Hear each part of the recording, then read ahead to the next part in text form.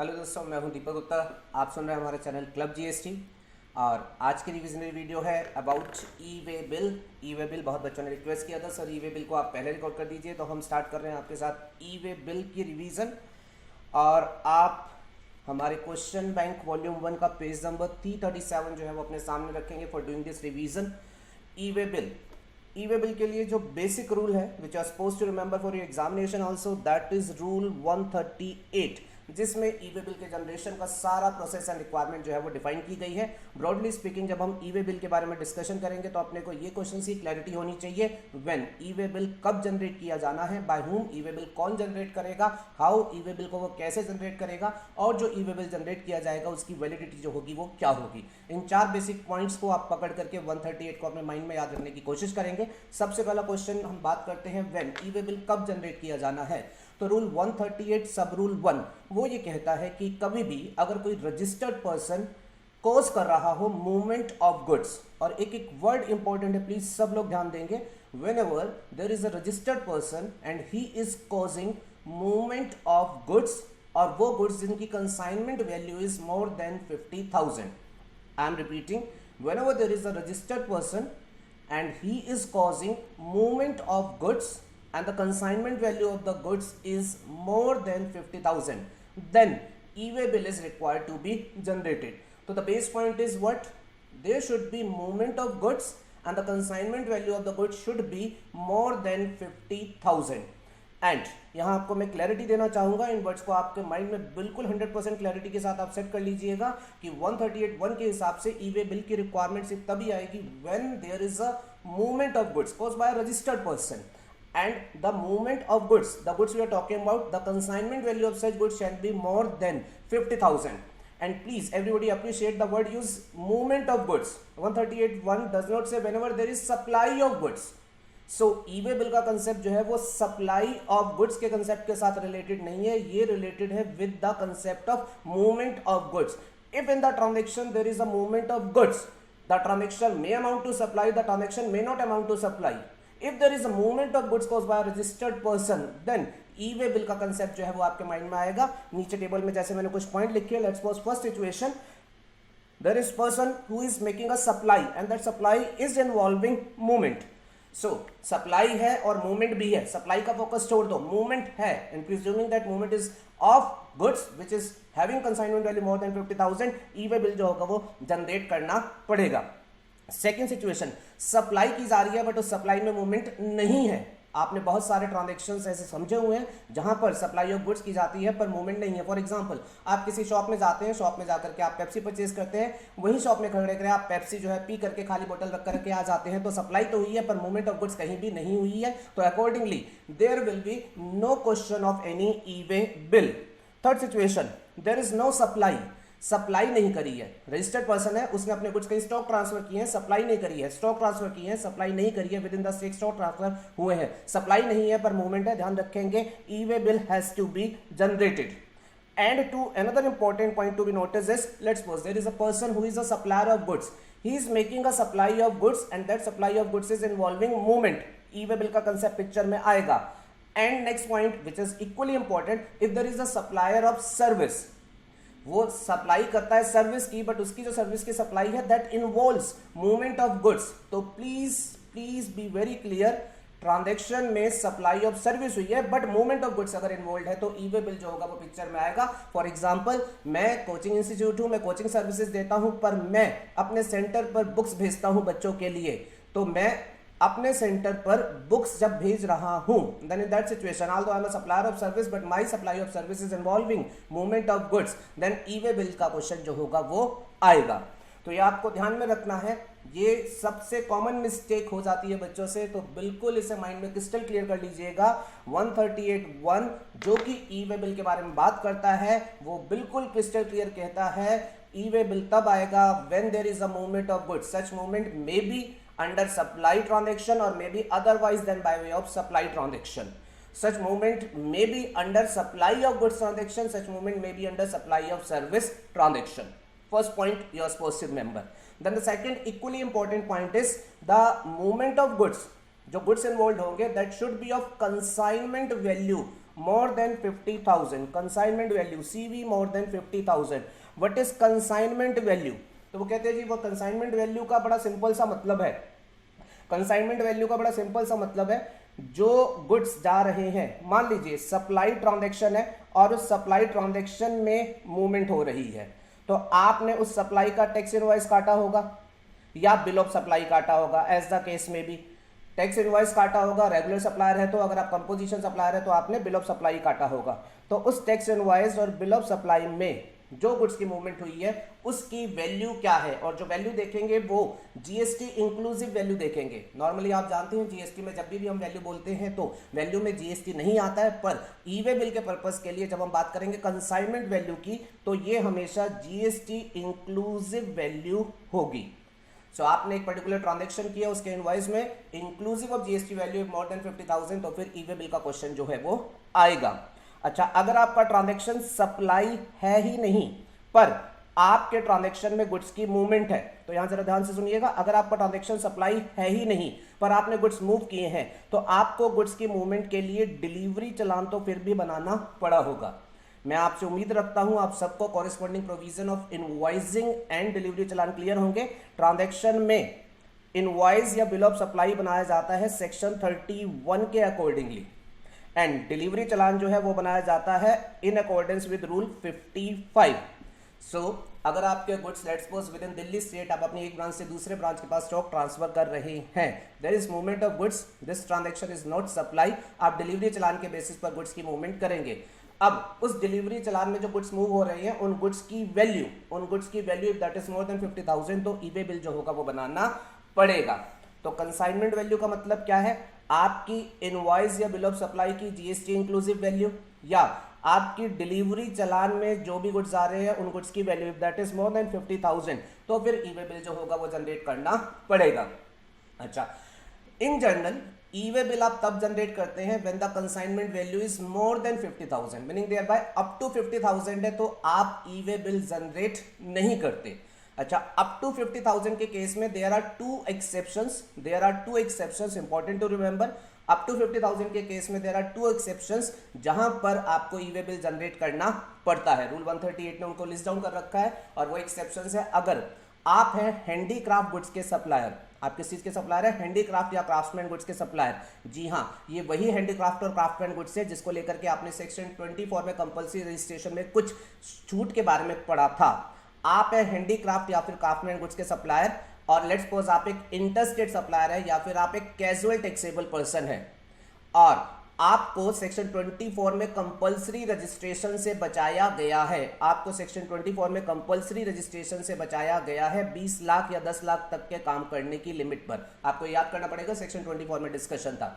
तो आप अगर हैंडीक्राफ्ट गुड्स या क्राफ्टमैन गुड्स के सप्लायर हैं जिनका इंटरस्टेट सप्लाई या कैजुअल टैक्सेबल पर्सन होने की वजह से सेक्शन 24 में कंपल्सरी रजिस्ट्रेशन बनता था, पर गवर्नमेंट ने नोटिफिकेशन इशू करके आपको अप टू एक टर्नओवर तक रजिस्ट्रेशन से बचा लिया और कहा आप एज अनरजिस्टर्ड पर्सन भी काम कर सकते हैं। तो अगर आप ऐसे पर्सन हैं तो आपको ये ध्यान में रखना है, आपको उधर रजिस्ट्रेशन से बचाया गया है, लेकिन साथ ही में आपके ऊपर ई वे बिल रेज करना जो है वो मैंडेटरी किया गया है। आपको ई वे बिल तो रेज करना ही पड़ेगा even if value of the goods is up to 50,000। तो ये पहला एक्सेप्शन है। दूसरा एक्सेप्शन था अगर आप हैं प्रिंसिपल, आप अपने गुड्स किसी जॉब वर्कर के पास जॉब वर्क कराने के लिए भेज रहे हैं। आप है प्रिंसिपल, आप जॉब वर्कर के पास जॉब वर्क कराने के लिए गुड्स भेज रहे हैं, और इंटर स्टेट जॉब वर्क है, मतलब आप एक स्टेट में जबकि आप वाई स्टेट के जॉब वर्कर के पास जॉब वर्क कराने के लिए भेज रहे हैं। तो ये दूसरा एक्सेप्शन था, जहां गुड्स की वैल्यू अप टू 50,000 होगी तो भी आपको ई वे बिल जो होगा वो जनरेट करना पड़ेगा। याद रखें, दोबारा दोहराता हूं, 138(1) की स्टार्टिंग है, consignment value more than 50,000 then only e way bill is to be generated, but there are two exception. Number 1, handicraft goods का सप्लायर जिसको कंपल्सरी रजिस्ट्रेशन से बचाया गया था up to a certain limit, but उसे e way bill mandatory किया गया है। And second, interstate job work अगर आप कर रहे हैं then in that situation e way bill जो होगा वो जनरेट करना पड़ेगा। इन दो एक्सेप्शंस को छोड़ दो तो बाकी और कोई भी केस हो उसमें 50,000 तक की वैल्यू के लिए ई वे बिल जनरेटेड नहीं करना है। हाँ, ये बात अलग है, अगर कोई पर्सन ई वे बिल नहीं जनरेट करना है फिर भी ई वे बिल जनरेट करना चाहे तो लॉ ने उसे रेड कार्पेट वेलकम दिया है। सर, आप जैसे लोग का मिलते हैं जो नहीं करना फिर भी करना चाहते हैं, तो आप ई वे बिल जनरेट करें, हमें उसमें कोई प्रॉब्लम नहीं है। ठीक है जी। अब रेस्ट ऑफ द डिस्कशन में फोकस रखूंगा। बिलीव मी, मान के चलिएगा कि आपकी कंसाइनमेंट वैल्यू मोर देन 50,000 है। जहां आपकी कंसाइनमेंट वैल्यू मोर देन 50,000 होगी वहां आपको ई वे बिल जनरेट करना है, बाय डिफॉल्ट कंपल्सरी है। हाँ, कुछ सिचुएशंस में गवर्नमेंट ने आपको फिर भी रिलैक्सेशन दे रखी है, उसको उन्होंने 138.14 में लिस्ट डाउन किया हुआ है। वो सिचुएशंस काफी सारी है, उसको मैं लेटेस्ट स्टेज पर आपके साथ रिकॉन्साइल कराऊंगा। तो खैर अभी के लिए, फॉर द टाइम बिंग के लिए, टू स्टार्ट विद आप पहले माइंड में ये सेट कर ले ई वे बिल का रूल कौन सा है, रूल 138। और रूल 138 के ये वर्ड्स बिल्कुल बाहर याद कर ले। ई वे बिल का क्वेश्चन तब आएगा when there is a registered person, he is causing movement of goods and in general goods जो मूवमेंट में है उनकी consignment value is more than 50,000, then e way bill is to be generated. अच्छा जी, तो ये तो हमारा पहला पॉइंट हुआ, ई वे बिल कब जनरेट करना होता है। फिर उसके बाद दूसरा basic question, e way bill generate कौन करेगा। तो 138 ने अलग अलग सिचुएशंस में एक्सप्लेन कर रखा है जी ई वे बिल कौन जनरेट करेगा। इन जनरल अगर मैं बात करूं, प्रिसाइज तो मैं अंदर चार्ट्स में आपसे बात करूंगा, इन जनरल अगर मैं बात करूं तो वो कहते हैं जी जो रजिस्टर्ड पर्सन गुड्स की मूवमेंट कोज कर रहा है, जो रजिस्टर्ड पर्सन गुड्स की मूवमेंट कोज कर रहा है वो ई वे बिल जनरेशन का प्रोसेस स्टार्ट करेगा। थोड़ा लैंग्वेज पर बड़े प्रिसाइज रहिएगा। इस चैप्टर में सबसे बड़ा इशू ये है कि बहुत सारे लोगों को इस चैप्टर में प्रिसाइज लीगल एक्यूरेसी नहीं है, वो इस चैप्टर को बड़ा रफली पढ़ते हैं। तो आज रिवीजन में आपको मौका है कि आप अपने आप को, जहां कहीं भी आपकी क्लैरिटी नहीं है, उसको आप ठीक तरीके से समझ लीजिएगा। जो रजिस्टर्ड पर्सन मूवमेंट कोज कर रहा है उसको ई वे बिल जनरेशन का प्रोसेस स्टार्ट करना पड़ेगा। और स्टार्ट करने से मेरा क्या मतलब है, आपको पता है ई वे बिल में दो पार्ट होते हैं, part A and part B. Part A ये तैयार किया जाता है बाय सबमिटिंग कंसाइनमेंट डिटेल्स, जिन गुड्स की मूवमेंट होनी है उनकी डिटेल्स पार्ट ए में जो है वो सबमिट की जाती है। क्या गुड्स है, कितनी वैल्यू के हैं, HSN क्या है, कहां से जाएंगे, किधर को जाएंगे, इस तरीके की डिटेल पार्ट ए में दी जाती है। पार्ट बी क्या होता है, पार्ट बी में इन गुड्स के ट्रांसपोर्टेशन की डिटेल्स दी जाती है कि इन गुड्स का ये जो ट्रांसपोर्टेशन है वो किस व्हीकल में होगा, उस व्हीकल का नंबर वगैरह क्या है, ट्रांसपोर्टर कौन है। तो प्लीज ध्यान में सुनिएगा, मैंने आपको ये बोला ई वे बिल कौन जनरेट करेगा, तो मैंने बोला ध्यान से ई वे बिल जनरेशन का प्रोसेस स्टार्ट किया जाएगा by the registered person who is causing the movement.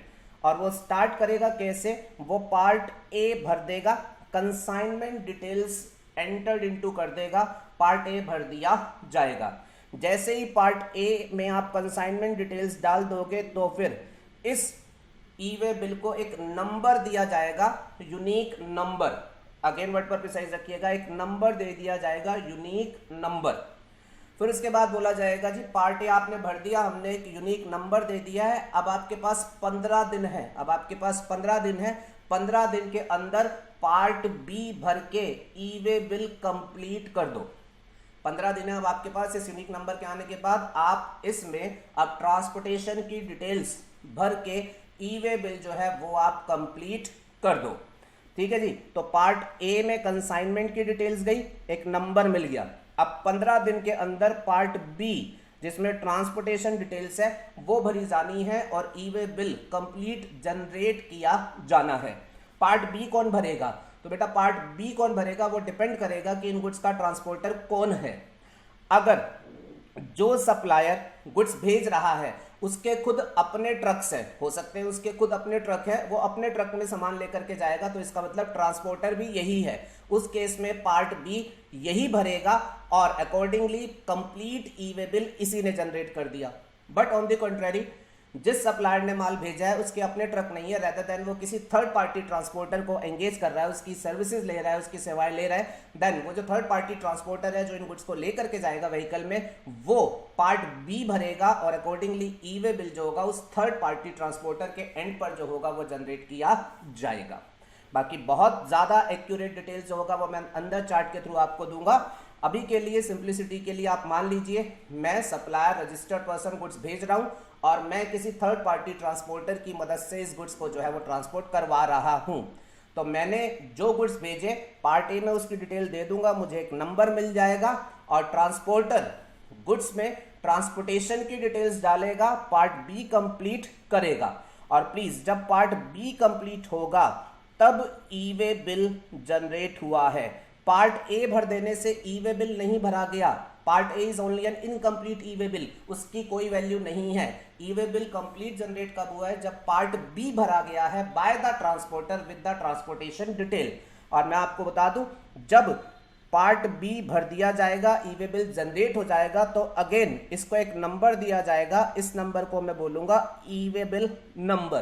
पहली क्लैरिटी, पार्ट ए भरने पर भी एक नंबर मिला था, पार्ट ए भरने पर भी एक नंबर मिला था, वो था यूनिक नंबर, उसे ई वे बिल नंबर मत बोलना, वो था simple unique number. Part B भर देने पर ई वे बिल कंप्लीट हो गया है और अब उसे मिला है e way bill number. Part A और पार्ट बी के बीच में कितना गैप हो सकता है, 15 डेज का गैप हो सकता है, मैक्सिमम 15 डेज का गैप हो सकता है। पार्ट ए एक बार भर दिया तो 15 दिनों में पार्ट बी कंप्लीट करना, नहीं तो वो e way bill auto cancel जो है वो हो जाएगा। चलिए जी, खैर दोहराते हुए बोलता हूं, जिसने माल बेचा उसने पार्ट ए भरा, नंबर मिला, फिर ट्रांसपोर्टर थर्ड पार्टी उसने पार्ट बी भरा, ई वे बिल कंप्लीट हुआ और ई वे बिल नंबर आ गया। अब ई वे बिल नंबर आ गया है, अब ये जो कंसाइनमेंट है इसको ट्रांसपोर्टर जो है वो आराम से लेकर के जा सकता है। क्वेश्चन कंप्लीट हुआ हमारा सेकंड, और अभी मैं आपको बेसिक आइडिया दे रहा हूं, बाकी तो एकदम डिटेल्स अंदर चार्ट में कराऊंगा। मैंने आपके दो क्वेश्चन हैंडल किए। पहला क्वेश्चन, ई वे बिल कब जनरेट होना है, repeat, when there is a registered person who is causing movement of goods of consignment value more than 50,000। किसने जनरेट किया, तो जनरेशन में जो supplier registered person movement cause कर रहा है वो भी है एंड ट्रांसपोर्टर भी है। जो रजिस्टर्ड पर्सन सप्लायर है वो पार्ट ए क्रिएट करेगा, नंबर ले लेगा, and with in 15 days transporter जो है ट्रांसपोर्ट की डिटेल्स डाल के जो होगा ई वे बिल जनरेट करेगा, ई वे बिल नंबर जो होगा वो हाथ में आ जाएगा। तीसरा क्वेश्चन हमारे पास जो बेसिक माइंड में रखने का है, दैट इज हाउ, ये ई वे बिल जनरेट किस तरीके से होता है। तो जनरेट किस तरीके से होता है, इनफैक्ट यहां मैंने आपको प्रोसेस बता दिया, पर अब आपसे एक यहां ध्यान में रखने वाली जो बात है, ये ई वे बिल जनरेट किस तरीके से होता है। तो जैसा कि आपको पता है जीएसटी में सारा काम ऑनलाइन हो रहा है, तो ई वे बिल जनरेशन भी कहां हो रहा है, ऑनलाइन, ये भी पोर्टल पर किया जा रहा है। But you guys are supposed to remember, जो पोर्टल यूज की जाती है for e way bill generation वो सेपरेट पोर्टल है। जो आप रूटीन कोर्स में अपनी टैक्स पेमेंट या फिर रिटर्न फाइलिंग्स के लिए यूज करते हैं वो आपकी एक सेपरेट पोर्टल है, और ई वे बिल जिस पोर्टल पर जनरेट किया जाता है वो आपकी जो है सेपरेट पोर्टल है। तो इस क्वेश्चन में how E way bill is generated, मैं बेसिकली आपको ये ध्यान रखने के लिए बोलना चाहता हूं, आप ध्यान रखना ई वे बिल की जो पोर्टल है ये उस पर जनरेट किया जाता है। ई वे बिल की पोर्टल पर और कोई काम नहीं होता, इस पर दिन रात सुबह शाम लाखों ई वे बिल ही क्रिएट होते हैं।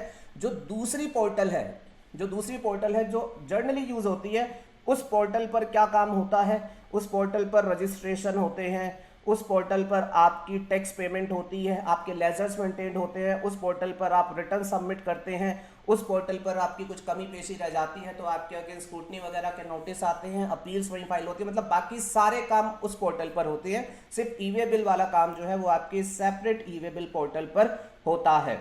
अच्छा, जो आपकी नॉर्मल रेगुलर पोर्टल है उसको मेंटेन किया जा रहा है by GSTN, goods and services tax network, non profit company के द्वारा, जबकि ई वे बिल पोर्टल जो है वो आपकी मैनेज की जा रही है by NIC, National Informatics Centre of Government of India. So that's the basic difference जो आपको ध्यान में रखना है। अच्छा, कई बच्चे मुझसे पूछते हैं सर ये जीएसटी में हम बहुत बार वर्ड यूज करते हैं कॉमन पोर्टल, इसमें कॉमन पोर्टल कौन सी होती है, तो मैं आपको यहाँ बोलूंगा, आप भी ध्यान रखें क्लैरिटी के लिए। बेटा जो आपकी बेसिक पोर्टल है जिस पर सारे काम हो रहे हैं, जीएसटीएन हैंडल कर रहा है, वो भी कॉमन पोर्टल है, और जो आपकी ई वे बिल पोर्टल है जिस पर ई वे बिल बनाए जा रहे हैं वो भी कॉमन पोर्टल है। बिकॉज कॉमन पोर्टल का बेसिकली मतलब ये है कि same portal is being used by centre as well as state government. Shared infrastructure, government अपनी अलग पोर्टल बनाए, सेंटर स्टेट अलग बनाए, बहुत सारी पोर्टल हो जाएंगी। तो जीएसटी में वो कंसेप्ट नहीं है, क्योंकि centre as well as state both are using the same portal, इस वजह से both the portals are common portals। बाकी section 146 talks about common portal and 146 में वो कहते हैं जी कॉमन पोर्टल क्या होती है। कॉमन पोर्टल वो होती है जिसे गवर्नमेंट काउंसिल से रिकमेंडेशन के बाद नोटिफाई कर देती है जी ये पोर्टल है जिसे हम यूज करेंगे। तो वो ये जीएसटीएन वाली पोर्टल भी उसमें नोटिफाइड है and as well as e way bill वाली पोर्टल भी जो है वो उसमें नोटिफाइड है।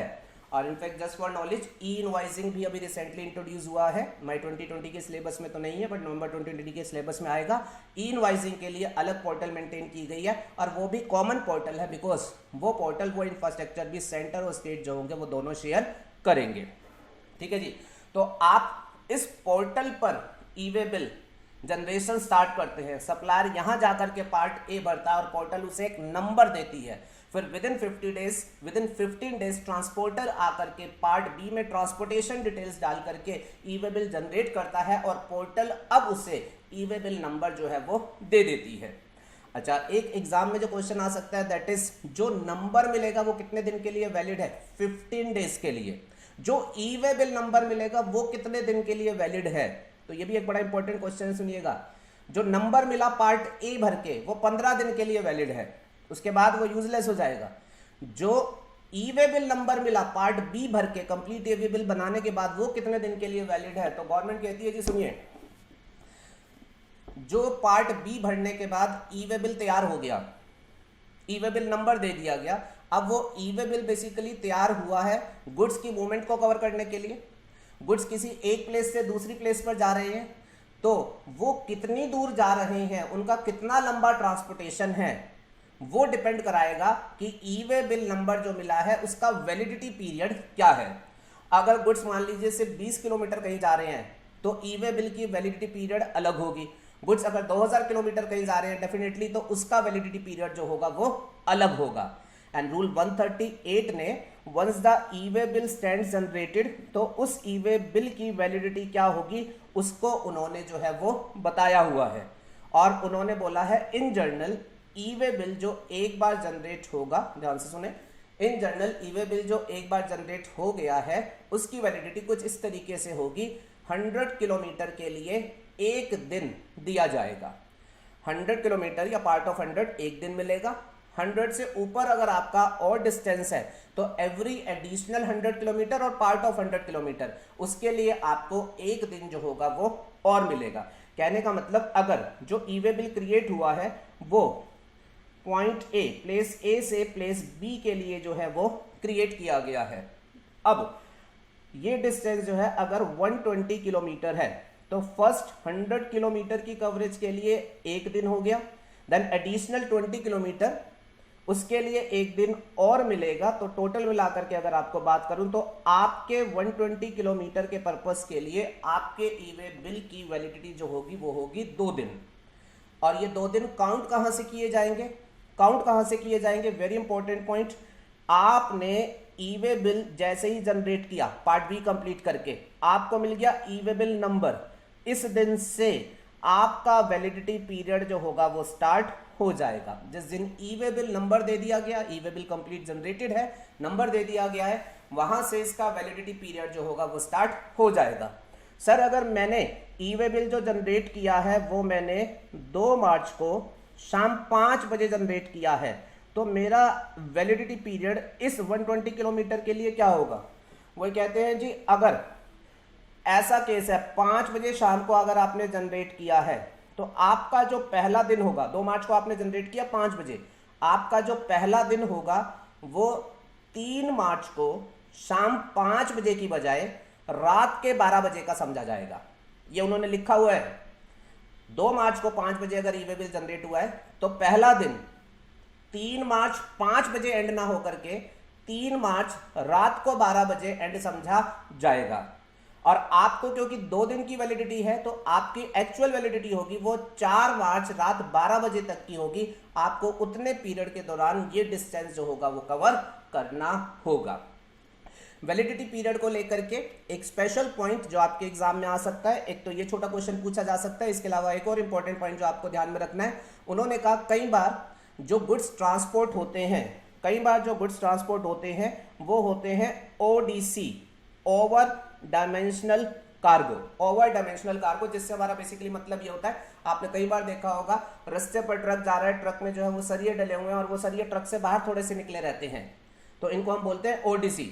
जब कोई कार्गो ऐसा है वो जिस कन्वेंस में जाएगा वो उसकी डायमेंशन से बड़ा है और वो अकॉर्डिंगली उस कन्वेंस की डायमेंशन से बाहर थोड़ा बहुत लटक रहा है, तो तो ऐसे कार्गो को बड़ा संभाल करके ले जाना पड़ेगा, कन्वेंस को स्पीड से नहीं चला सकते। तो उन्होंने वो एश्योर करने के लिए उस केस में जो वैलिडिटी ई वे बिल की होती है वो अलग तरीके से काउंट करते हैं। वो कहते हैं ओडीसी के लिए आपको 20 किलोमीटर के लिए एक दिन मिलेगा, 20 किलोमीटर के लिए एक दिन मिलेगा। तो अगर ओडीसी 120 किलोमीटर जाएगा तो इसका मतलब यहां आपको वैलिडिटी के जो होंगे वो 6 डेज जो होंगे वो मिलेंगे। आई होप दिस इज क्लियर। अच्छा, इस वैलिडिटी पीरियड को लेकर के आप इस बार एग्जाम में एक क्वेश्चन डेफिनेटली एक्सपेक्ट कर सकते हैं, बिकॉज इसमें एक रिसेंट में अमेंडमेंट हुई है। मैं बोल देता हूं अमेंडमेंट क्या है। वो कहते हैं जी, अमेंडमेंट ये करी है कि अगर आपका जो गुड्स ट्रांसपोर्ट किया जा रहा है वो किया जा रहा है under the concept of MMT, multi modal transport. Multi modal transport, multi modal transport क्या होता है? अगर आप गुड्स जो ले जा रहे हैं उनका ट्रांसपोर्टेशन जो करेंगे वो किसी एक पर्टिकुलर मोड से नहीं करेंगे, उसमें मल्टीपल मोड्स इन्वॉल्व रहेंगे।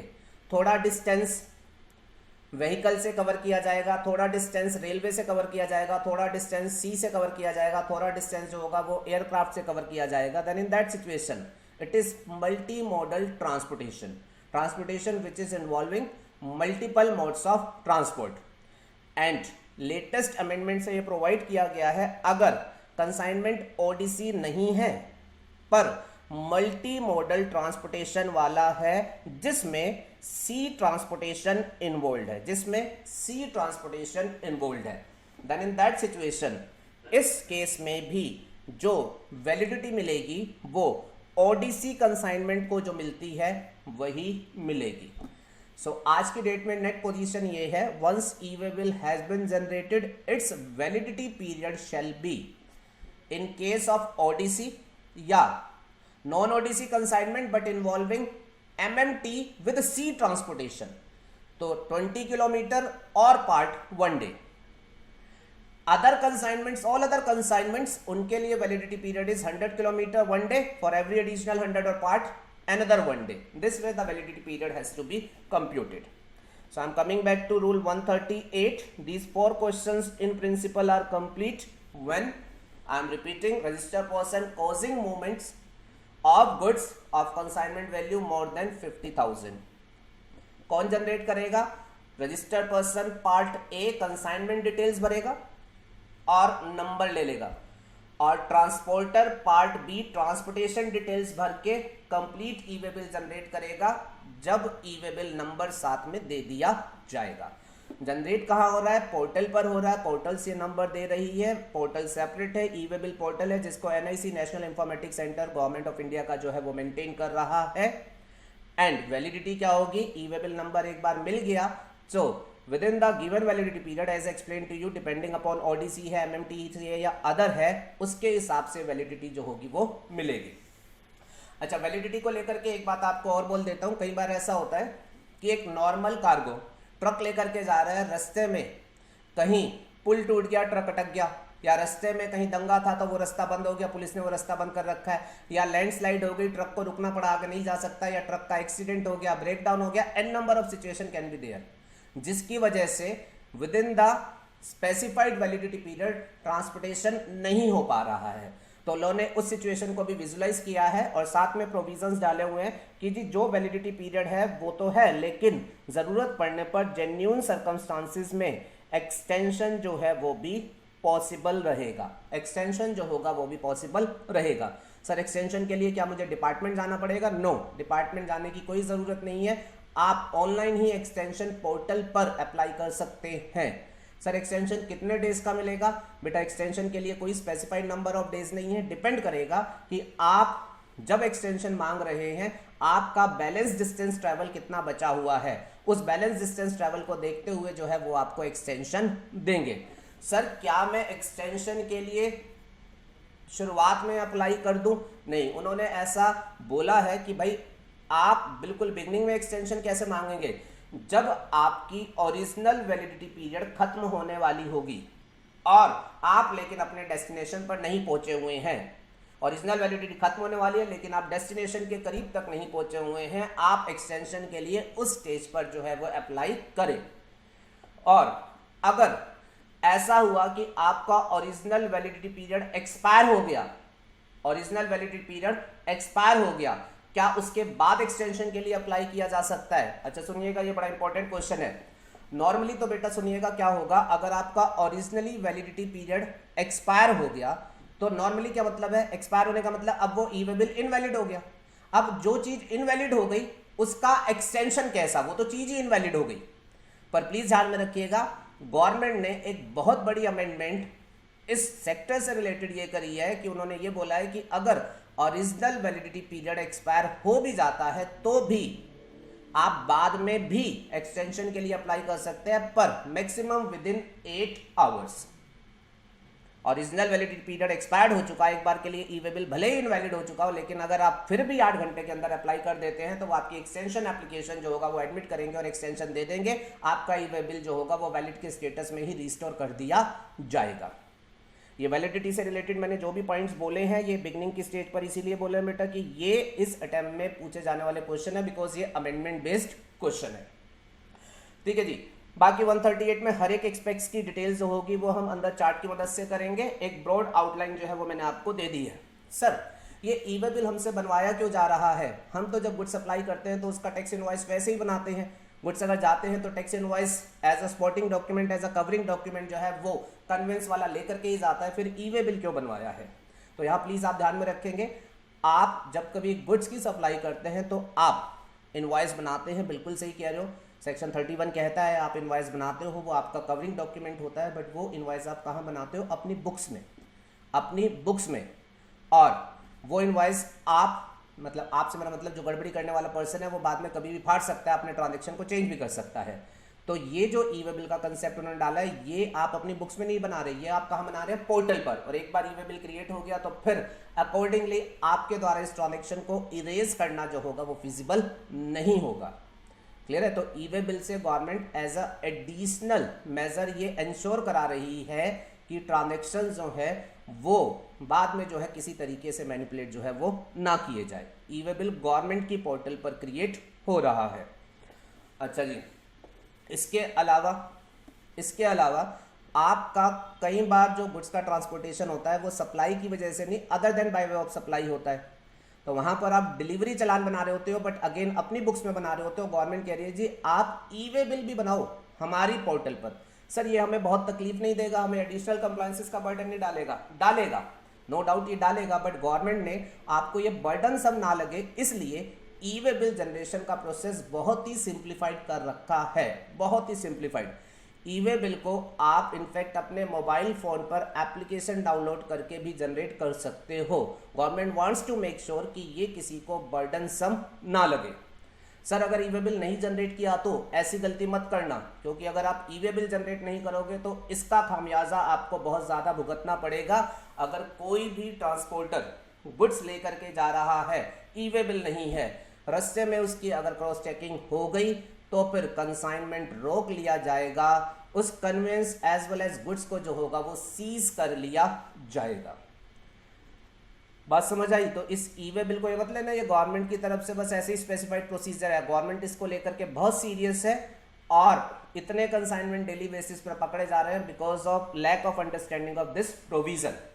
Section 68 is there, section 68 is there. Rule 138 ने तो बोला आपको कि ई वे बिल बनाना है, नहीं बनाया तो कॉन्सिक्वेंसेस थोड़ा सा समझाना चाह रहा हूं, देखिएगा। सेक्शन 68 इज देयर जिसमें प्रॉपर ऑफिसर के पास ये पावर होती है। क्या पावर होती है? Inspection of goods in movement. Goods in movement का मतलब कोई ट्रक है वो गुड्स जो है लेकर के जा रहा है, तो ये गुड्स क्या है? Goods in movement. इनको हम गुड्स इन ट्रांजिट भी कह सकते हैं।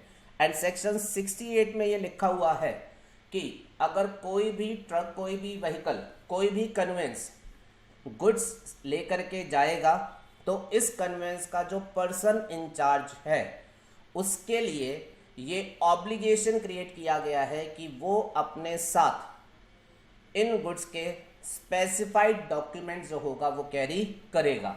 और स्पेसिफाइड डॉक्यूमेंट्स में सिर्फ इनवॉइस नहीं बल्कि ई वे बिल भी स्पेसिफाइड डॉक्यूमेंट है which this person is supposed to carry.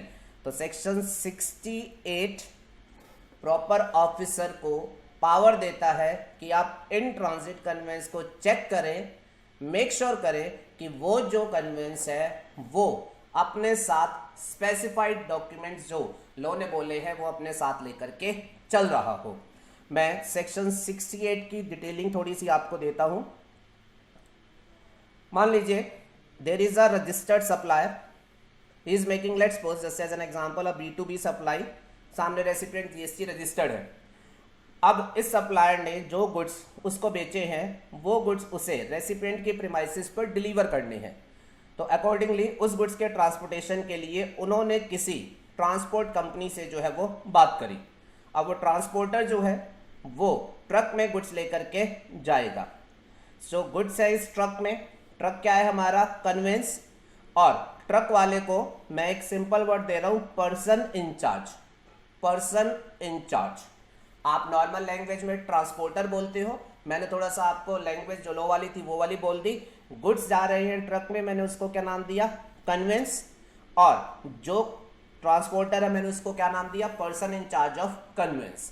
ऐसा मैंने क्यों किया है, बट नॉर्मली जब आप ट्रांसपोर्टर वर्ड यूज करते हो तो ट्रांसपोर्टर वर्ड बेसिकली यूज होता है रोड ट्रांसपोर्टेशन जो करते हैं उनके लिए, बट एक्चुअल में जो गुड्स की मूवमेंट होती है वो जरूरी नहीं है सिर्फ व्हीकल ट्रक में हो, वो वेसल में भी हो सकती है, वो एयरक्राफ्ट में भी हो सकती है, वो रेलवे में भी हो सकती है।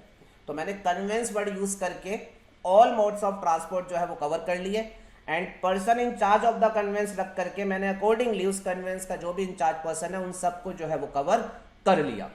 बाकी आपके दिमाग में जनरली जब मैं बोलता हूँ गुड्स का ट्रांसपोर्टेशन हो रहा है तो ट्रक वाले की इमेज आती है, तो मैंने डायग्राम में ट्रक ही यूज किया है कि हम जनरल इमेज से डिस्कशन ले लें। तो अब ये जो भी person in charge of this conveyance of this motor vehicle है, सेक्शन 68 ने उसको ऑब्लिगेटेड किया है कि you are suppose to carry specified documents with you and also certain specified devices with you. Let me first explain the specified documents. So far as document is concerned, PIC of conveyance, person in charge of conveyance is supposed to carry documents जिनको हम broadly दो part में divide कर सकते हैं। एक को मैं बोल रहा हूँ बेस डॉक्यूमेंट, दूसरे को बोल रहा हूँ मैं additional document. Base document is basically tax invoice और बिल ऑफ सप्लाई जो भी सेक्शन 31 के हिसाब से तैयार किया जाता है। नॉर्मल सप्लायर जो होगा वो टैक्स इनवॉइस तैयार कर रहा होगा, आपका जो कंपोजिशन वाला होगा वो बिल ऑफ सप्लाई तैयार कर रहा होगा। और अगर जो मूवमेंट है वो सप्लाई वाली मूवमेंट नहीं है, वो other than by way of supply वाली मूवमेंट है, तो जो डॉक्यूमेंट तैयार हो रहा होगा वो हो रहा होगा delivery challan as per rule 55। Clear है? तो ये बेस डॉक्यूमेंट है। इन जनरल जो ट्रांसपोर्टर गुड्स को लेके जा रहा होगा वो tax invoice base document carry करता है and additional document e way bill ही is supposed to carry. Sir क्या रीजन है कि आप ई वे बिल को एडिशनल डॉक्यूमेंट कह रहे हो? तो ध्यान से सुनना इस पॉइंट को भी। मैंने आपको बताया रूल 138(1) के हिसाब से ई वे बिल इन जनरल कब बनना है, जब consignment value is more than 50,000। अगर एक ट्रांसपोर्टर जिन गुड्स को ले जा रहा है, लेट्स सपोज उनकी वैल्यू सिर्फ 30,000 है, तो e way bill is not required. But please ध्यान में रखिएगा इनवॉइस इज स्टिल रिक्वायर्ड या डिलीवरी चलाना स्टिल रिक्वायर्ड। तो मेरा कहने का मतलब क्या है, कई सिचुएशन ऐसी हो सकती है जहां ई वे बिल नहीं है बट फिर भी इनवॉइस या डिलीवरी चलान तो होने ही है। इस वजह से वो डॉक्यूमेंट क्या है, base document, and e way bill क्या है, additional document as required by rule 138। Am I clear? And section 68 ये कहता है whatever the base documents are there वो प्लस रूल 138 का ई वे बिल जो होगा वो हर पर्सन इन चार्ज को जो होगा वो कैरी करना पड़ेगा। इसके अलावा अगर कभी गुड्स इंपोर्ट हुए हैं, अगर कभी गुड्स इंपोर्ट हुए हैं बाहर से इंडिया में आए हैं, तो बाहर से इंडिया की जो मूवमेंट है कस्टम पोर्ट तक की, डेफिनेटली उसके लिए तो ई वे बिल नहीं हो सकता, वो तो एक इंटरनेशनल मूवमेंट है। पर पोर्ट से जब आप उन गुड्स को छुड़ा करके अपनी प्रीमाइस पर लेकर के आओगे, पोर्ट से उन गुड्स को छुड़ा करके जब आप अपनी प्रीमाइस पर लेकर के आओगे, विद इन इंडिया का ये जो ट्रांसपोर्टेशन होगा, तो इस केस में आपको कस्टम में जो बिल ऑफ एंट्री फाइल करी थी वो bill of entry as a base document लगानी होगी एंड साथ में लगाना होगा ई वे बिल। क्लियर है जी? तो सेक्शन 68 में ये सब बातें बेटा क्लियर कट लिखी हुई है कि ये बेस डॉक्यूमेंट है which a transporter is supposed to carry. अच्छा, अगली बात जरा ध्यान से सुनिएगा। So far as e way bill is concerned, लो ये प्रोवाइड करता है जो ट्रांसपोर्टर है वो ई वे बिल की फिजिकल कॉपी प्रिंट आउट वो कैरी कर सकता है, और कन्वीनियंस देने के लिए उन्होंने उसको बोला है कि आप e way bill number in e form जो है वो कैरी कर सकते हैं। दोहराता हूं, so far as your e way bill is concerned, e way bill की आप physical copy physical print out carry कर सकता है ट्रांसपोर्टर पीआईसी, या वो ई वे बिल नंबर भी सिर्फ कैरी कर सकता है। और यहाँ e way bill number in e form से मेरा मतलब ये नहीं है कि आपको अपने मोबाइल में ई वे बिल की सॉफ्ट कॉपी रखनी है, आपको सिर्फ ई वे बिल बनाने पर जो ई वे बिल नंबर मिला है ना, वो ई वे बिल नंबर आपके पास है तो उससे भी काम चल जाएगा। रास्ते में अगर चेकिंग होती है तो आप ऑफिसर को वो ई वे बिल नंबर बोल देना, ऑफिसर उस ई वे बिल नंबर को उस ई वे बिल पोर्टल पर डाल करके बाकी सारी डिटेल्स अपने आप ऑब्टेन कर लेगा और अपने आप क्रॉस चेक कर लेगा कि आप सही गुड्स प्रॉपर डिटेल्स दे करके ले जा रहे हो या फिर नहीं ले जा रहे। I hope this point is clear to everyone. अच्छा, इसके अलावा सेक्शन 68 में एक और बात जो लिखी हुई है टू बी नोटेड, वो ये है कि पीआईसी को स्पेसिफाइड डॉक्यूमेंट्स भी कैरी करने हैं एंड स्पेसिफाइड डिवाइसेस भी कुछ कैरी करनी है, ये भी ऑब्लिगेशन में डाला गया है। अब ये डिवाइसेस क्या है, तो ये डिवाइसेस बेटा इन्होंने फ्यूचर रेडी कंसेप्ट लिया है। उन्होंने डिवाइसेस जिनको विजुलाइज किया है वो है RFID, radio frequency identification device, RFID.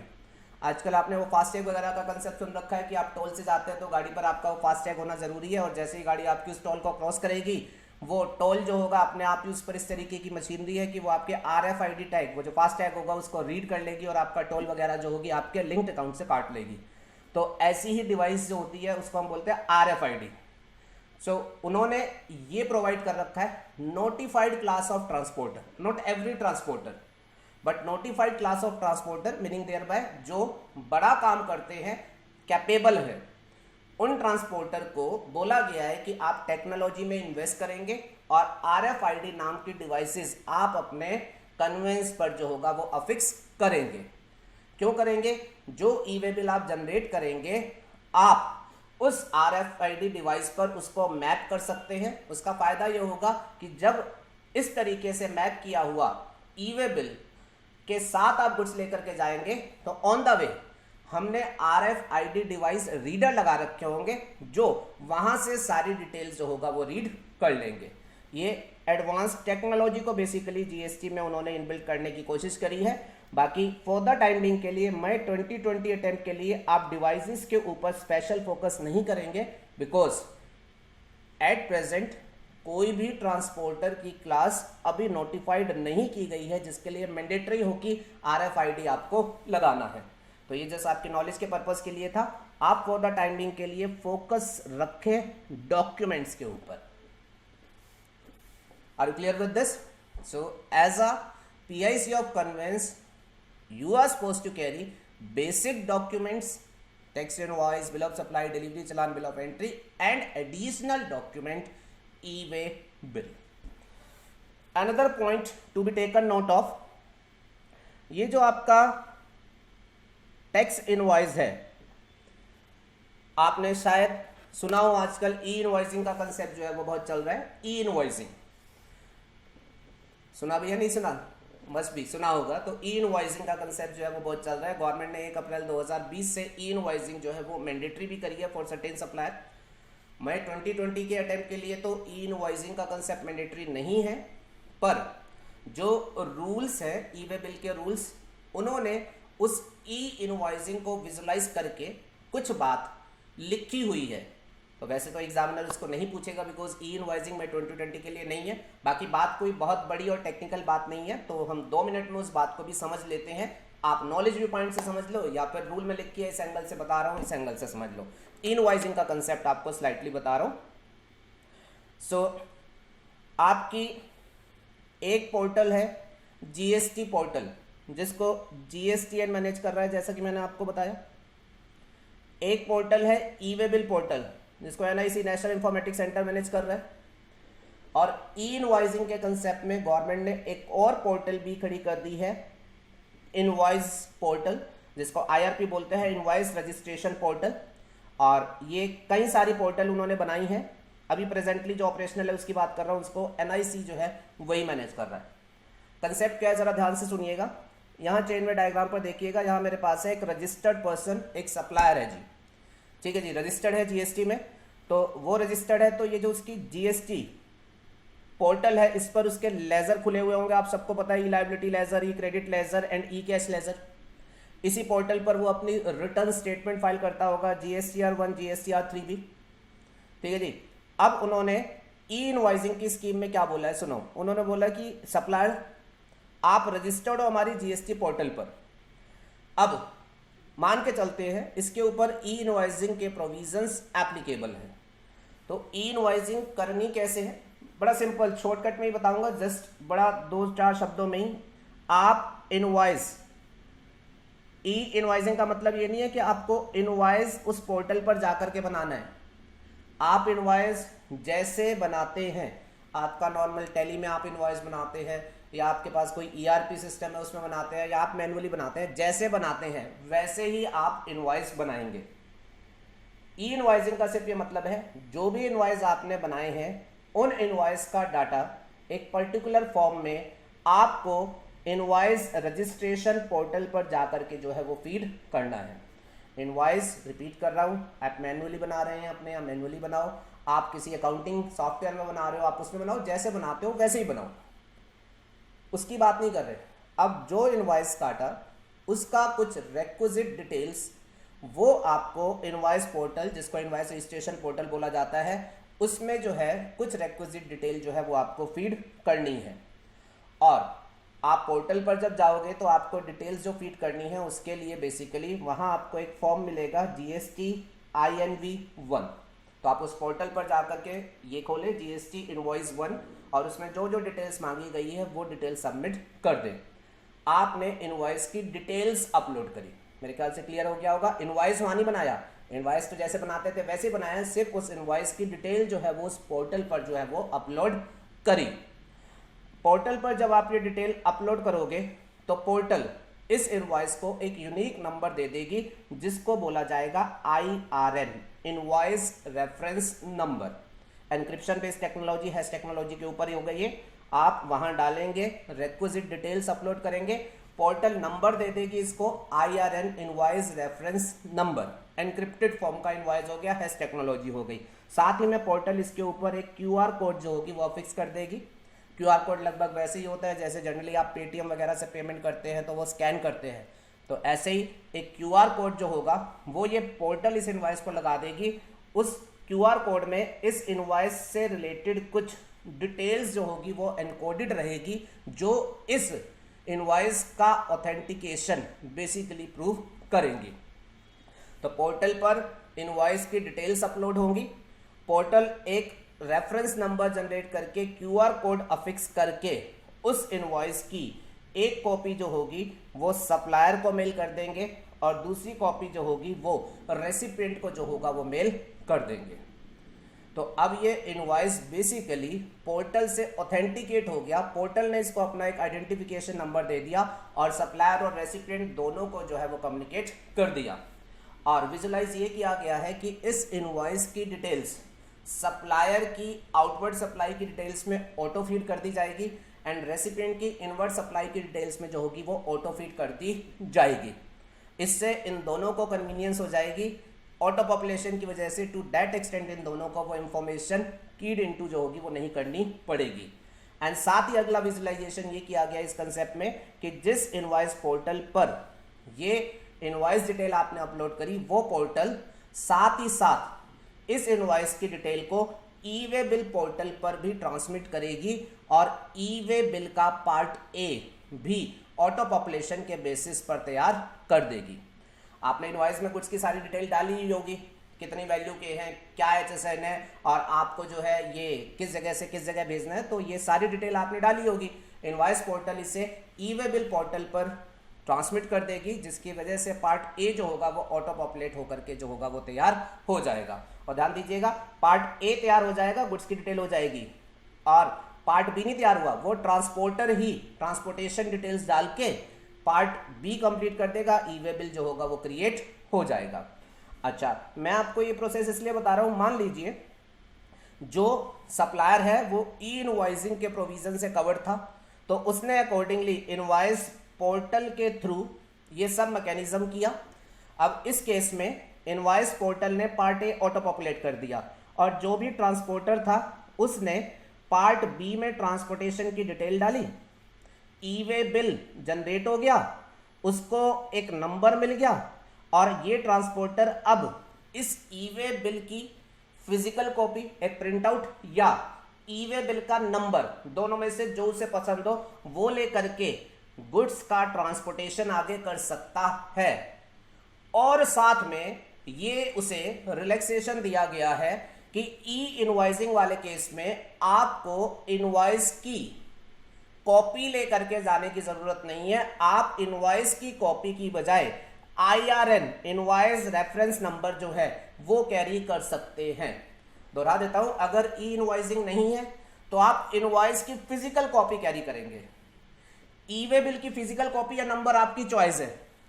अगर ई इनवॉइसिंग है देन इन दैट सिचुएशन आप IRN इनवॉइस रेफरेंस नंबर वो कैरी करें, ई वे बिल को लेकर के आपकी चॉइस है, कॉपी या नंबर जो भी आपको कैरी करना है वो आप कैरी कर सकते हैं। ठीक है, बाकी ये कंसेप्ट फ्यूचर रेडी कंसेप्ट है इनवॉइस रेफरेंस नंबर का, तो आपको ये समझ आ गया होगा, आई बिलीव सो। अच्छा, अब इसके बाद सेक्शन 68 ने आपको बता दिया कि what you are supposed to carry. अब वो ये कहते हैं कि भाई साहब जो आपको बोला जा रहा है उसको जरूर कंप्लीट करिएगा और आपके कंप्लायंस लेवल को चेक करने के लिए रास्ते में आपको इंटरसेप्ट करके वो डॉक्यूमेंट्स दिखाने के लिए जो है वो कहा जा सकता है। कौन करेगा हमारी चेकिंग? तो उन्होंने बोला जी उसके लिए कमिश्नर जो होगा वो ऑथराइज करेगा प्रॉपर ऑफिसर्स को, और वो लोग जो होंगे वो रास्ते में इंटरसेप्शन करके चेक कर सकते हैं। डायग्रामेटिकली अगर बोलूं तो ये PIC ऑफ कन्वेंस गुड्स लेकर के जा रहे हैं।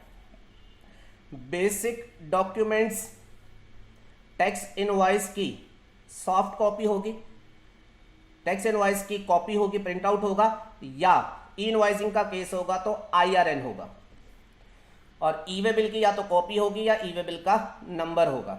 अब मैं बोल रहा हूं रास्ते में प्रॉपर ऑफिसर्स इस ट्रक को इंटरसेप्ट करके रोक करके कह सकते हैं मुझे दिखाओ क्या आप रेक्विजिट डॉक्यूमेंट जो है वो कैरी कर रहे हैं। जो ऑफिसर चेकिंग करेगा वो या तो कमिश्नर के द्वारा कोई ऑथराइज ऑफिसर होगा या कमिश्नर ने अपने किसी नीचे के लेवल ऑफ ऑफिसर को एम्पावर्ड किया होगा कि तुम प्रॉपर ऑफिसर अपॉइंट कर दो जिन्हें रास्ते में चेकिंग करनी है। कहने का मतलब या तो कमिश्नर फिक्स करेगा इन प्रॉपर ऑफिसर को या कमिश्नर के बिहाफ पर कोई एम्पावर्ड ऑफिसर जो होगा वो फिक्स करेगा। ये फील्ड ऑफिसर होंगे जो रास्ते में बेसिकली चेक करके आपसे कंप्लायंस चेक करेंगे। अच्छा, जब ये आपको इंटरसेप्ट करेंगे तो ये बेसिकली क्या क्या चीजें आपके एंड पे से वेरीफाई करेंगे। तो हमारे पास इस सिलसिले में दो रूल है, एक है रूल 138B एंड एक है 138C। 138B ये कहता है इंटरसेप्शन किए जाने पर आपसे डॉक्यूमेंट्स मांगे जा सकते हैं। डॉक्यूमेंट्स में वो आपसे क्या मांगेगा? बेसिक डॉक्यूमेंट्स तो होंगे ही of course, e way bill, copy या नंबर, वो कुछ भी जो है वो आपसे मांग सकता है। क्लियर है जी? ये तो अभी RFID एक्टिव कंसेप्ट के तौर पर नहीं आया है। अगर RFID आया होता तो फिर ये आपसे ई वे बिल नहीं मांगते, फिर तो क्या होता RFID डिवाइसेस ऑटोमेटिकली रीड कर लेता। ठीक है, लेकिन अभी है नहीं तो RFID रीडर का कंसेप्ट है नहीं, तो आपसे वो मांगेगा और आपको ई वे बिल की कॉपी और नंबर जो होगा वो दिखाना पड़ेगा। इसके अलावा ऑफिसर आपके कन्वेंस को भी चेक करने की पावर रखता है कि आपने दिखा दिया डॉक्यूमेंट, बोलेगा एक मिनट मैं कन्वेंस में देखना चाहता हूं कि गुड्स है क्या, तो कन्वेंस को फिजिकली जो है वो वेरीफाई कर सकता है। अच्छा, फिजिकली वेरीफाई कौन करेगा? तो उन्होंने बोला जी यही प्रॉपर ऑफिसर जिसको वेरिफिकेशन की पावर दी है वही वेरीफाई करेगा। अगर अदर देन दिस ऑफिसर कभी किसी को वेरीफाई करना होगा तो वो कमिश्नर की अप्रूवल लेकर के ही वेरीफाई करेंगे। जिस आदमी को ऑथराइज कर रखा है वही कन्वेंस का फिजिकल वेरिफिकेशन करेगा। अगर मान लो वो आदमी नहीं है और intelligence information and any other officer वो करना चाहता है तो उसको जो होगी वो कमिश्नर या उसके एम्पावर्ड ऑफिसर से अप्रूवल लेनी होगी, उसके बाद ही जो होगा वो इसे क्रॉस चेक करेगा। अगली बात, अब कन्वेंस का वेरिफिकेशन हो गया, कन्वेंस में गुड्स हैं, उन गुड्स को जो है वो इंस्पेक्ट किया जा सकता है। रूल 138C कहता है कि उन गुड्स को जो है वो इंस्पेक्ट करेगा कि हाँ गुड्स प्रॉपर है। ऐसा ना हो आप गुड्स X ले जा रहे हो, ई वे बिल आपने गुड्स Y का बना रखा हो, जो गुड्स हैं उन्हीं की डिटेल्स ई वे बिल पर होनी चाहिए, तो इट्स बट नेचुरल हम आपका कन्वेंस जो चेक कर रहे हैं तो उसमें क्या गुड्स है हम उसको इंस्पेक्ट एंड वेरीफाई कर सकते हैं। इन केस आपने गुड्स का इंस्पेक्शन किया तो आपकी इंस्पेक्शन रिपोर्ट का आउटकम क्या है वो आपको पोर्टल पर अपलोड करना पड़ेगा।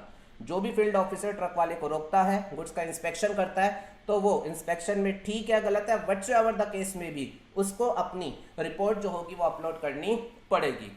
रिपोर्ट अपलोड करने के लिए उन्होंने 2 लेवल बोले हैं। वो बोलते हैं सबसे पहले तो समरी रिपोर्ट आप अपलोड करेंगे जो GST e-way bill 03 part A form में होगी एंड विद इन 24 आवर्स जो होगी ये अपलोड करनी है। ट्रक आपने रोका, with in 24 hours summary report बना करके अपलोड कर दो कि आपने समरी कंक्लूजन्स क्या देखे। डिटेल रिपोर्ट जो है उसको आप बाद में सबमिट करेंगे in form part B.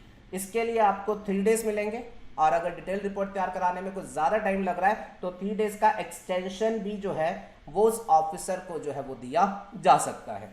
Time limit आप याद कर लीजिएगा। फॉर्म को लेकर के मैं आपको फ्लेक्सिबिलिटी दे रहा हूँ, याद रख सको तो करना, नहीं तो मत करना। Summary report with in 24 hours, detail reports 3 days plus 3 days. और यहाँ एक छोटा पॉइंट ये ध्यान में रखिएगा, आज मान लीजिए मैं आपसे कहता हूँ 2 मार्च 2020 को किसी ट्रक को प्रॉपर ऑफिसर ने रोका, इंटरसेप्ट किया और वो उसमें जो गुड्स है उनको इंस्पेक्ट करना चाहता है और मान लीजिए ये बात है शाम 5 बजे की, तो 2 मार्च को शाम 5 बजे ट्रक को रोक करके गुड्स इंस्पेक्ट किए जा रहे हैं तो अब summary report with in 24 hours submit करनी है। अब यहाँ भी ध्यान में रखिएगा 24 आवर कैसे गिनेंगे।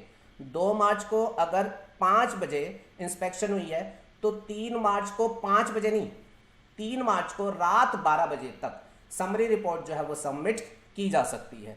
एंड सिमिलरली डिटेल रिपोर्ट भी जो होगी वो आपने एग्जैक्ट ये 12 घंटे जाके नहीं, रेदर देन मिडनाइट के बेस पर ही जो अपनी टाइम लिमिट जो है वो कैलकुलेट करनी है।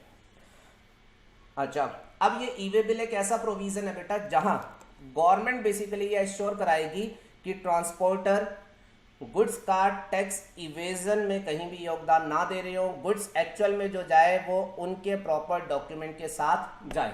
पर प्रैक्टिकली इस बात को भी रूल्ड आउट नहीं किया जा सकता कि ई-वे बिल चेकिंग के बहाने GST officer, corrupt GST officer अगर मैं बोलूँगा, सारे नहीं बट जो कुछ भी हैं, वो ट्रांसपोर्टर्स को अननेसेसरी हरेस करे या ब्राइब मांगे।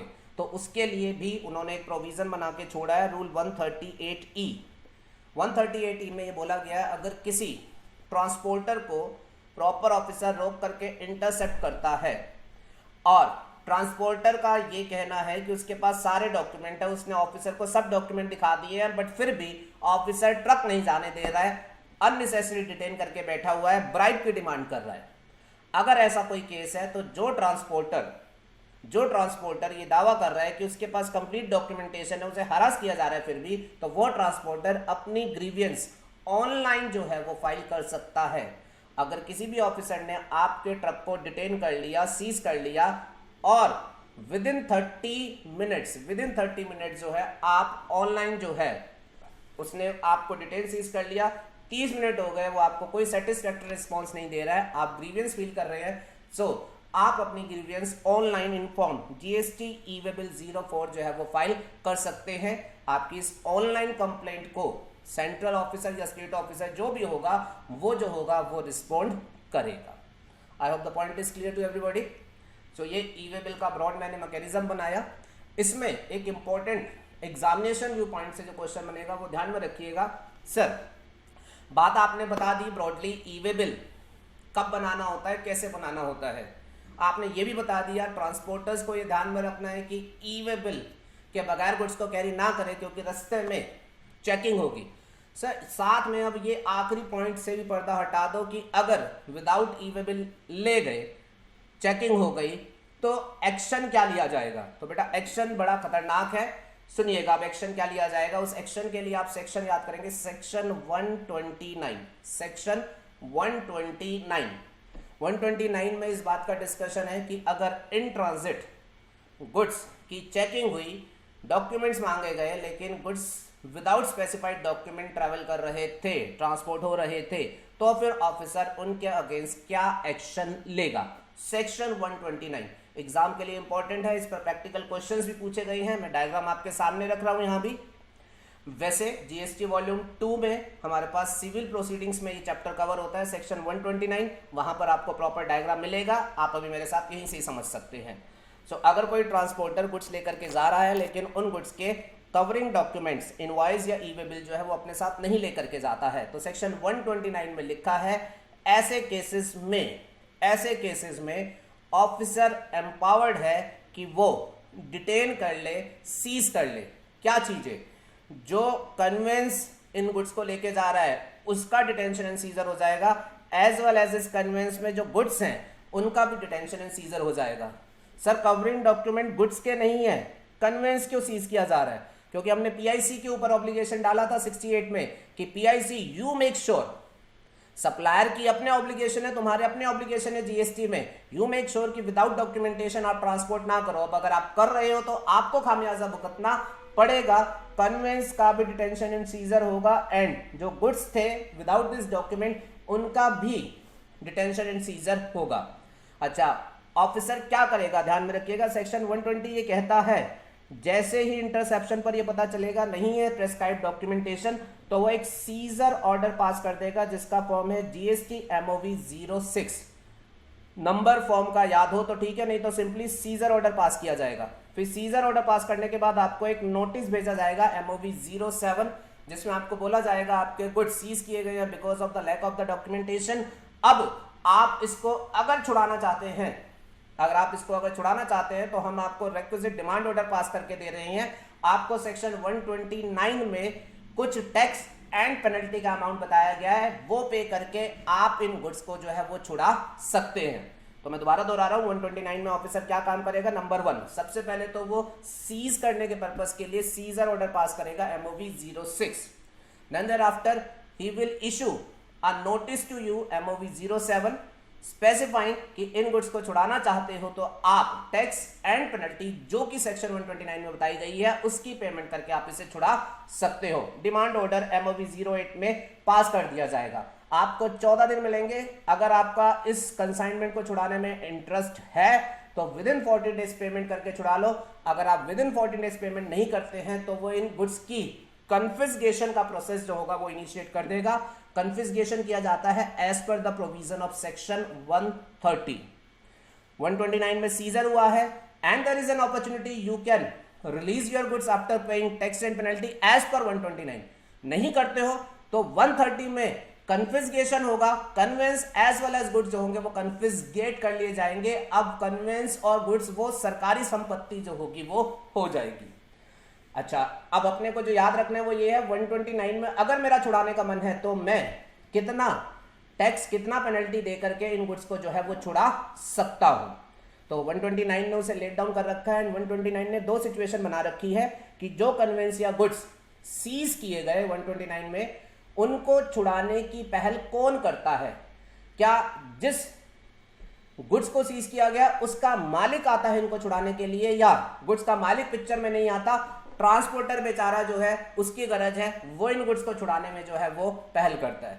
देखो, गुड्स जिसके सीज हुए, एक तो ये बात हो सकती है जिस सप्लायर ने गुड्स भेजे थे, जिसके गुड्स थे वो पहल करे अरे मेरे गुड्स सीज हो गए मुझे छुड़ाने हैं। और ऐसा हो सकता है कि सप्लायर ट्रांसपोर्टर को बोले मुझे नहीं पता भाई साहब, तुम्हारी जिम्मेवारी थी, तुम हैंडल करो। तो ट्रांसपोर्टर जो हो वो पहल करे और वो उन गुड्स को छुड़ाने के लिए ऑफिसर के सामने आए। तो 129 ने दो केसेस बना रखे हैं, whether it is the owner who is coming forward to release the goods or whether it is other than owner, transporter for an example, who is coming forward to release the goods। और इसके अलावा उन्होंने बोल रखा है जिन goods को seize किया गया है उससे साथ में ये चेक करेंगे कि वो गुड्स नॉन एग्जेम्प्ट गुड्स थे जो विदाउट डॉक्यूमेंटेशन जा रहे थे, या वो एग्जेम्प्ट गुड्स थे जो कि विदाउट डॉक्यूमेंटेशन जा रहे थे। For the sake of example, मान लीजिए कोई गुड्स है जिसके ऊपर 12% का जीएसटी रेट है। क्या ये गुड्स था जो कि पकड़ा गया है, सीज हुआ है, या फिर कोई निल रेट वाला एग्जाम गुड्स था जिसको जो है वो सीज किया गया है। और यहां पर एक बात ध्यान में रखिएगा, कई बच्चों ने मुझे पहले भी ये क्वेरी पूछी है over mail, sir exempt goods के लिए तो ई वे बिल नहीं चाहिए होता, रूल 138(14) कहता था। तो प्लीज आप ध्यान रखेंगे, एग्जाम गुड्स के लिए ई वे बिल नहीं चाहिए, पर base document bill of supply तो भी चाहिए। और अगर वो बेस डॉक्यूमेंट नहीं है तो ऑफिसर के पास पावर है, स्पेसिफाइड डॉक्यूमेंटेशन नहीं है, इसकी वजह से गुड्स को सीज करने की। I would like to repeat, exempt goods का ई वे बिल नहीं चाहिए होता, बिल्कुल सही है, 138.14 कहता है, लेकिन invoice, bill of supply, delivery चालान कुछ तो चाहिए ही होता है मूवमेंट के लिए। अगर नहीं है तो फिर आपके गुड्स जो होंगे वो सीज किए जाएंगे और पेमेंट बेस पर ही आपको रिलीज कराने पड़ेंगे। अच्छा, अब पेमेंट कैसे कैसे होगी वो आपको याद रखनी है। अगर नॉन एग्जाम गुड्स थे, लेट्स सपोज 12% वाले, तो आपको टैक्स भी देना है एंड पेनल्टी भी देनी है। और अगर एग्जेम्प्ट वाला गुड्स पकड़ा गया है, सीज किया गया है, तो आपको टैक्स तो नहीं देना बिकॉज एग्जेम्प्ट है, लेकिन आपको पेनल्टी डेफिनेटली जो है वो पे करनी है। ठीक है, अब हम मानते हैं ओनर ऑफ द गुड्स वो अपने गुड्स को 129 में रिलीज कराने के लिए आया है। सो ऑनर ऑफ द गुड्स अगर नॉन एग्जाम गुड्स को रिलीज कराने के लिए आएगा तो सेक्शन 129 कहता है उसे उन गुड्स का applicable tax on the spot जो होगा वो पे करना पड़ेगा and along with penalty equal to 100% of the tax payable जो होगी वो पे करनी पड़ेगी। टैक्स पे करना पड़ेगा जो भी एप्लीकेबल टैक्स है एंड अलोंग विद दैट उसको इक्विवेलेंट पेनल्टी जो होगी वो भी पे करनी पड़ेगी। अगर एग्जाम गुड्स पकड़े गए हैं और वो उसको 129 में रिलीज कराने के लिए आया है तो टैक्स तो कुछ भी नहीं देना, पेनल्टी के नाम पर उसे देना पड़ेगा lower of the two. And please यहां ध्यान में रखिएगा, हायर ऑफ द टू नहीं, ये प्रोविजन जो है ये बेनिफिशियल है इनके लिए, हायर नहीं बोला हुआ, lower 2% of the value of the goods और 25,000। तो अगर 1 करोड़ की वैल्यू है तो 2% 2 लाख और 25,000, विच एवर इज हायर नहीं, विच एवर इज लोअर, 25,000 जो होगा वो पे करना पड़ेगा। 10,000 गुड्स की वैल्यू थी तो 10,000 का 2% 200 रुपए, 200 रुपए और 25,000, विच एवर इज हायर नहीं, लोअर 200 रुपए जो होंगे वो पे करके गुड्स रिलीज कराने पड़ेंगे। Am I clear? अच्छा जी, ऑन द कॉन्ट्रेरी अगर ऑनर नहीं आता है, ऑनर कहता है मैं नहीं छुड़ा रहा गुड्स तू देख, ट्रांसपोर्टर वो आता है अगर इन गुड्स को रिलीज कराने के लिए, तो फिर उसको जो पेमेंट करनी पड़ेगी वो पे करनी पड़ेगी। नॉन एग्जेम्प्ट के केस में एप्लीकेबल टैक्स जो भी है वो भरना पड़ेगा एंड पेनल्टी के नाम पर 50% of the value less tax already paid, 50% of the value less tax already paid. यहां देखेंगे पेनल्टी अमाउंट सब्सटेंशियली हायर हो जाएगा। ऑनर अगर आएगा तो वो उतनी हायर पेनल्टी नहीं ले रहे, बट अदर देन ऑनर अगर आएगा तो पेनल्टी का अमाउंट सब्सटेंशियली हायर लगाया गया है, 50% ऑफ द वैल्यू। 40 लाख के गुड्स है तो 20 लाख लेस टैक्स, इतना हैवी अमाउंट ऑफ पेनल्टी आपको पे करना पड़ेगा। They are quite serious as to the compliance of e-way bill, defaulter has to suffer a lot in terms of the penalty. और अगर exempt goods का case है, other than owner आया है, then it is lower of 5% of the value और 25,000। All these limits you are supposed to remember because exam में नवंबर 2019 में इसके ऊपर प्रैक्टिकल क्वेश्चंस भी उन्होंने पूछे हैं। और एक प्रैक्टिकल क्वेश्चन जस्ट आपकी सिंप्लिसिटी के लिए मैं यहां सामने करा भी देता हूं। मान लीजिए कोई गुड्स है, गुड्स की वैल्यू है 1 लाख रुपए, उस पर CGST है 6%, SGST है 6%, टोटल टैक्स कितना है 12%। अब ये goods because of the lack of the specified document in transit पकड़े जाने पर सीज कर लिए गए। अब इन गुड्स का रिलीज 129 में अगर कराना है तो फिर 129 में रिलीज कराने के लिए क्या पेमेंट देनी होगी? अगर ऑनर रिलीज कराता है तो, और अदर देन ऑनर कराता है तो सुनिएगा, ये गुड्स कौन से हैं? Non exempt goods. तो हम सिंपली समझ रहे हैं ऑनर रिलीज कराएगा तो क्या देगा, अदर देन ऑनर कराएगा तो क्या देगा। अगर ऑनर रिलीज कराएगा तो एप्लीकेबल टैक्स, तो applicable tax CGST 6% of 1 lakh कितना है 6,000 वो देना पड़ेगा एंड पेनल्टी 100% ऑफ टैक्स कितनी देनी पड़ेगी 6,000।